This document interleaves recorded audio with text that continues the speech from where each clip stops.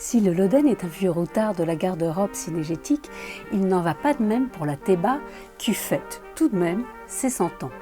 Cette veste que l'on doit porter un tantinet ample, qui est coupée dans un tissu souple, dont le revers est continu, dont les poches sont plaquées, dont les manches se finissent en poignées de chemise, ne souffre ni doublure ni épaulette.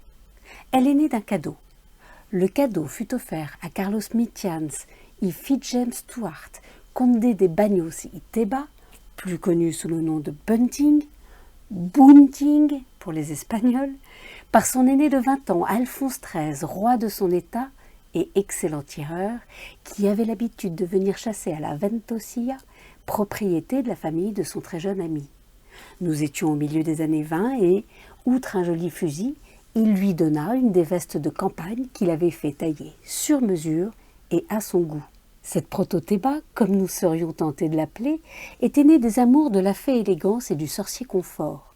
On raconte que lors d'une partie de chasse à Camarenia, dans la province de Tolède, à la fin de l'année 1943, une délégation de jeunes gens du monde et du sport, à la tête de laquelle se trouvait le champion de tennis Enrique Mayer, persuada Théba d'envoyer sa précieuse veste à Barcelone, chez Bell, célèbre quoique discrète maison de façon créée en 1842.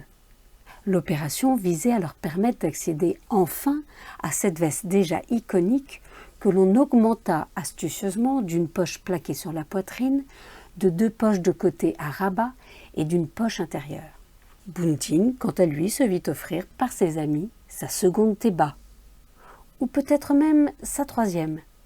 En effet, la légende ajoute que Théba, à l'occasion de la compétition annuelle de tir au pigeon de San Sébastien, demanda à Maria Sarellus, une couturière de Saraus, d'en fabriquer une autre, pourvue de quelques petites modifications censées la rendre plus commode encore pour les compétitions dans lesquelles il excellait.